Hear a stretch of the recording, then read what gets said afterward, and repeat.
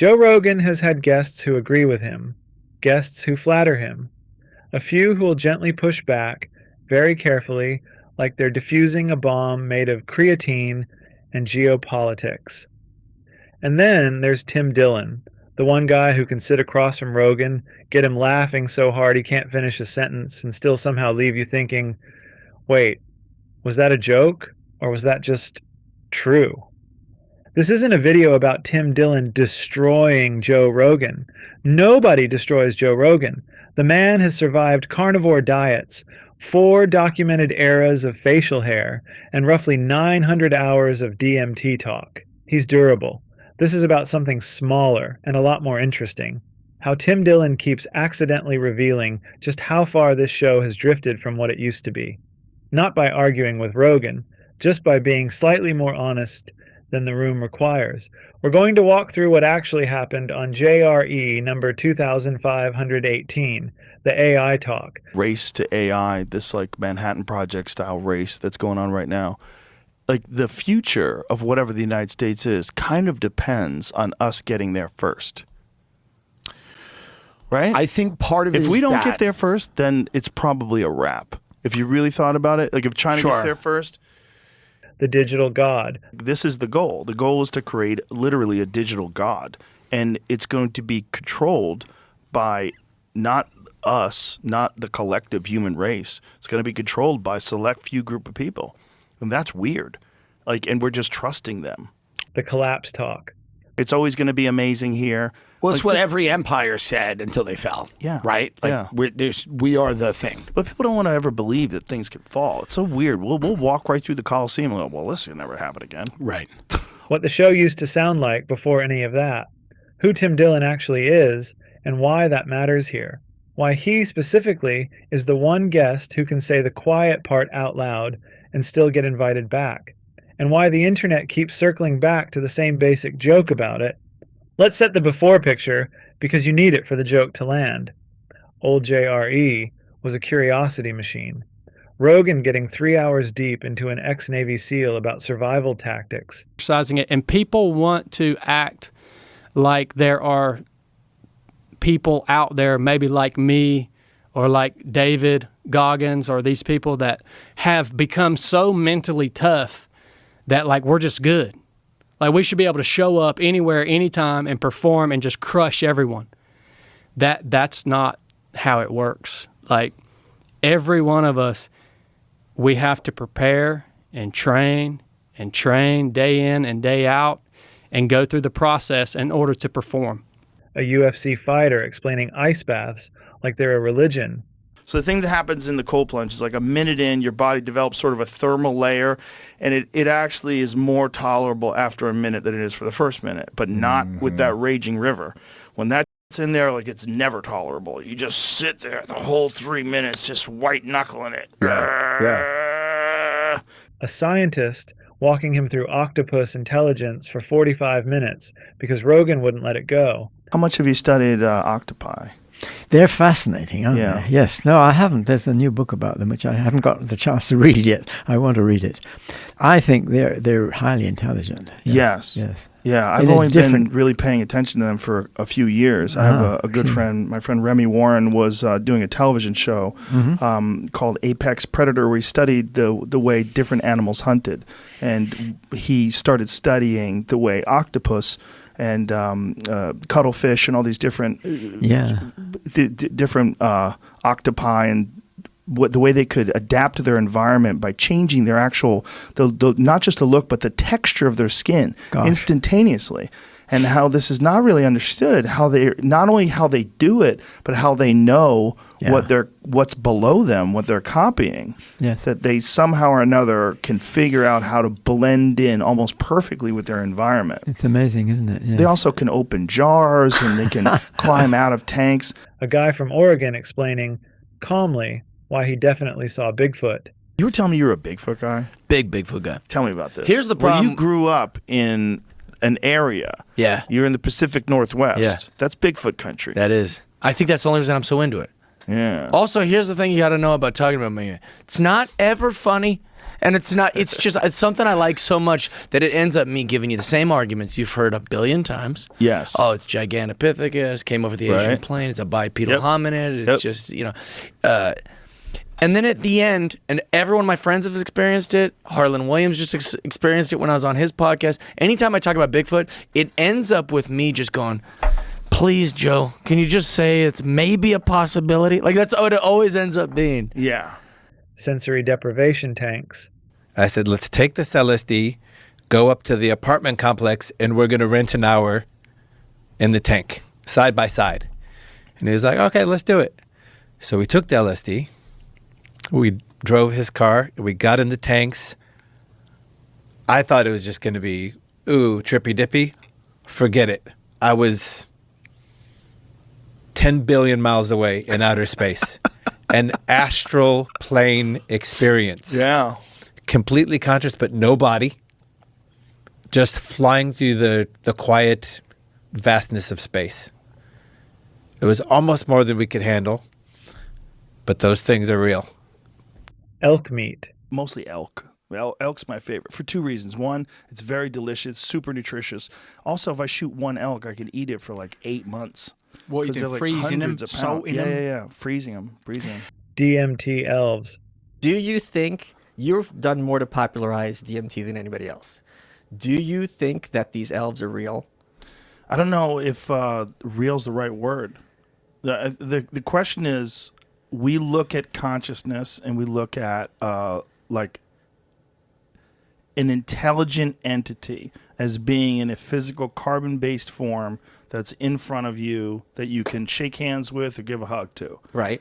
When you experience what happens when you take dimethyltryptamine, you throw all that out the window because the environment itself is not it's not defined. It's fluid, meaning that it's changing constantly, but yet it seems far more vivid and far more real than this life right now. And there are these things that are there, and they communicate with you, and they seem to be really communicating with you, and they seem to also know you, know all of your bullshit, and be able to see right through you. Yes.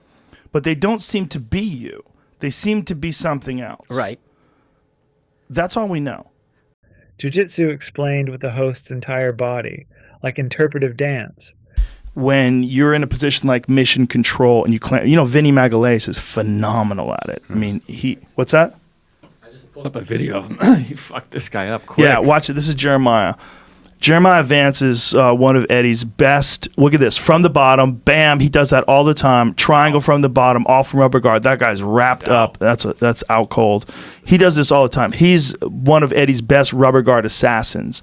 None of that was especially deep. Nobody was solving anything, but it was loose. It felt like a very famous, very bored guy following whatever rabbit hole looked interesting that week and just inviting you along for it. You could tune in for 3 hours and come away knowing more about ancient astronaut theory. There are those ancient aliens type folks that really want everything to They be... want everything to be ancient aliens, and I've been accused of how could I not accept this or that, you know. Me too. Because people get mad about those theories. They get really mad at me, and they're they the say, nastiest. Yeah, they're nastiest, and they'll even tell me, well, this supports everything you've been saying. I don't care if it supports everything I've been saying. If it's not real, it's not real. If the evidence isn't there, it's not, you know. It is fascinating that they do dig up these ancient structures and the Machu Picchu and all these different places where, like, wow, these construction methods are really pretty impressive. Incredible. What was going on back then, but they always want to tie it to aliens. They always want to tie it to aliens, which I think is I hate to use this term, but sort of a cop-out. Or the mating habits of praying mantises than actual current events. Worst, I think, would be praying mantises. They scare the shit out of me. Mm-hmm. We've been on a praying mantis kick lately. Been watching them kill rats and everything. Hummingbirds. The hummingbird one is the wildest one. They sit by a hummingbird feeder, just sit there not moving, and the hummingbird comes to feed, and they just spear it, snatch them. It's crazy. They're right? so strong for their size. Yeah. You know, there was one with a mouse, and the mouse is so much bigger than the praying mantis. But the praying mantis just jacks this mouse. It's crazy. It's wild. It's It is. a wild creature, man. Yeah. That was kind of the point. Now compare that to an actual modern episode. Take number 2518, the one with Dillon from this past June. In under 3 hours, the conversation moves through AI concentrating power in the hands of a handful of companies. And I don't know when it is, and I'm sure the AI thing's overblown to an extent, and I think so much of our GDP depends on it that a lot of these companies are lying. But Anthropic's a creepy, these are creepy companies, you know? I mean, they're just creepy. Well, the amount of power that tech companies have in general is unprecedented. A digital god humanity might end up answering to whether it likes it or not. And then they have AI, which Elon just recently said is going to be like 1,000,000 times smarter than the smartest human that's ever lived. Right. Like, this is the goal. The goal is to create literally a digital god. And it's going to be controlled by not us, not the collective human race. It's going to be controlled by a select few group of people. And that's weird. Like, and we're just trusting them. And surveillance. I think it's going to be, the next fight seems to be about surveillance, privacy, your own rights, what rights you'll have. Like, I feel like that will be, it might take precedent. Instead of like these cultural fights that people have been having for a while, it might be like people might be demanding autonomy. It moves through free speech crackdowns overseas, arrests over tweets, debates about what counts as a hate incident versus just an opinion somebody didn't like. So in England, their freedom of speech has been suppressed to an alarming point where people are not freaking out nearly enough about it. The amount of arrests that people get over there for retweets and likes. Retweets and likes. That's so crazy to me that you could get arrested for liking a tweet. Arrested? Not even retweeting, because we all know if you like, you're a piece of you should retweet. Right. We all know that. Retweet it. Right. So, and if you're going to go to jail, you might as well retweet it anyway. If you're going to get locked up, what if you get extra years for a retweet versus a like? I'm sure. Your Honor, my client just liked this. They were confused. They hit a button. It moves through immigration. You know, they're used to diversity there, and so they're not full on panicked about different types of people coming in. But there is undeniably a real problem outside of London, also in London, but outside of London, because a lot of the economy is stagnated. So you're bringing people in. It's not clear immediately what jobs they'll do. And a lot of their cultures vary greatly from the English culture in a meaningful way. And that could be the rights of women. That could be the rights of gay people. That could be the opinions about freedom of speech. That could be freedom of religion, whatever it is. There is a cultural tension there between, you know, immigrants, migrants coming in, and the very established society that's been around for a very long time. Through Los Angeles quietly falling apart, block by block, while everyone insists it's still the same city it always was. Well, it's what every empire said until they fell. Yeah. Right? Like, we are the thing. But people don't want to ever believe that things can fall. It's so weird. We'll walk right through the Coliseum and go, well, this will never happen again. Right. When we landed in L.A., I looked to the right, and that warehouse was on fire with 85 billion or 85 million tons of chemicals in a warehouse that was on fire. It was like a multi-day blaze. And you're landing, and you're looking out the window, and you're just seeing the warehouse on fire. And then there was a car fire on the 405. Like, I sold my house, I have an apartment there now, but like, as I was going to my apartment, there was a car on fire. And as I was landing, the warehouse was on fire. And you start thinking to yourself, somebody doesn't want us here. Like, somebody wants us out. Like, it almost feels like we're being evicted by nature. And it closes out with a full geopolitical tour. Iran, Israel, whatever Washington was doing that particular week, presented with the same weight you'd expect from a State Department briefing, except delivered between ad reads for a nicotine pouch. That's not a comedy podcast anymore. That's a comedy podcast cosplaying as an emergency briefing. Somewhere along the way, hey, what if Bigfoot's real turned into, hey, what if the entire architecture of civilization is being quietly rewired by people you'll never meet? Same curious tone, wildly different stakes. And to be fair, that's not really a Rogan-specific failure. It's the guest pipeline, the algorithm, the era we're all living through. But the shift is real. And it's been building for years, episode by episode, until 3 hours of casual conversation started sounding like a briefing document with better lighting. So who exactly is the guy doing the reality checking? Tim Dillon didn't come up through think tanks or newsrooms.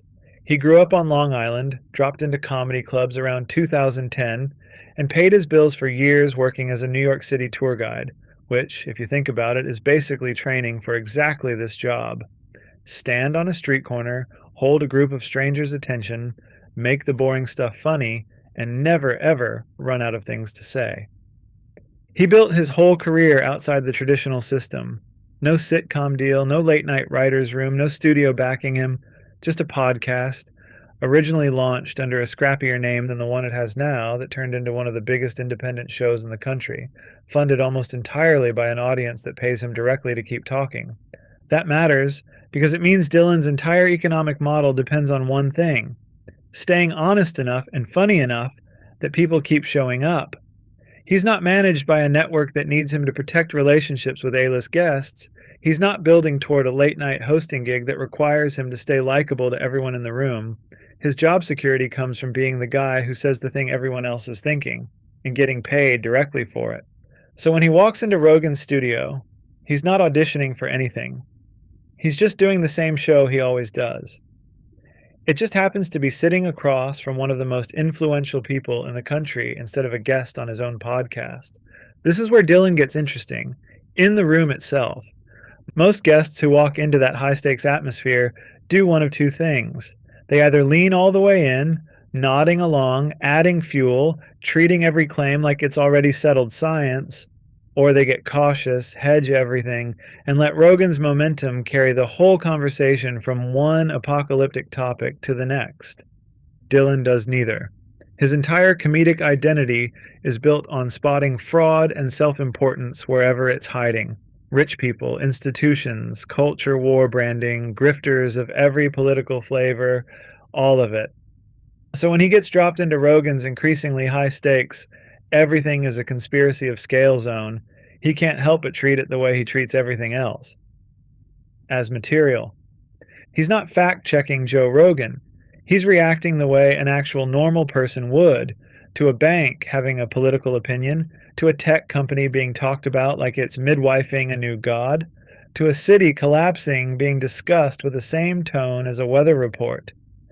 And in this particular room, that normal reaction ends up sounding almost radical.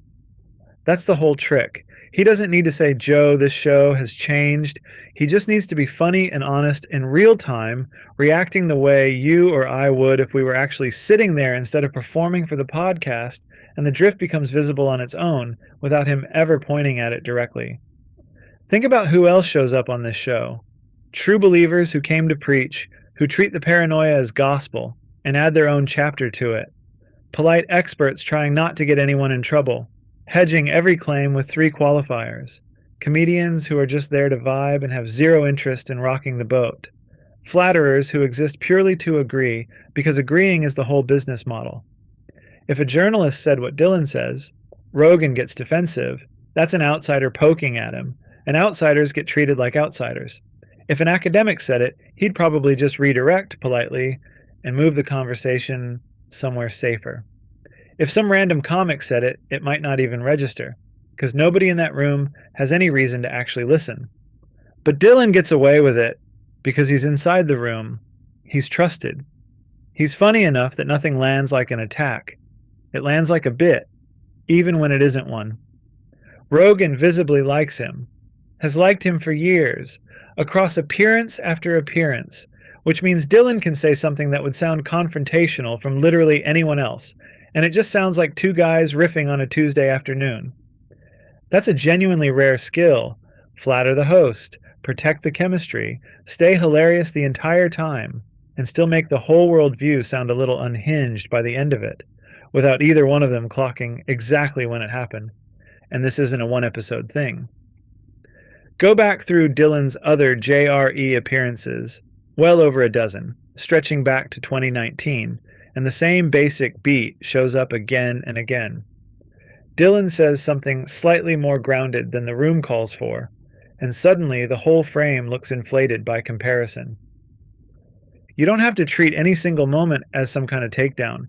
What matters is that it keeps happening across different episodes over years, regardless of what the topic supposedly is that week. People watch two guys have a conversation and walk away thinking the funny one was somehow the sane one. That's not a coincidence. That's a pattern, and patterns tell you something a single clip never could. Here's the part actually worth sitting with. Tim Dillon isn't the most informed guy Rogan's ever had on. He's not a policy expert, not a scientist, not somebody with inside information on any of this. He's a former tour guide who talks for a living, and who happens to be extremely good at noticing when something's absurd.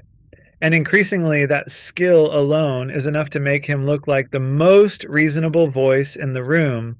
And when a comedian pointing out that a bank probably didn't need a political stance becomes the closest thing your show has to a counterweight, that tells you less about Tim Dillon and a lot more about how far the temperature has climbed everywhere else, on every topic, for years. Rogan's show didn't stop being entertaining. It's still funny, still huge, still one of the biggest media properties on earth. What it stopped being was loose. It became a place where even the casual conversations feel one topic away from a TED Talk about the collapse of everything, delivered between sponsor reads.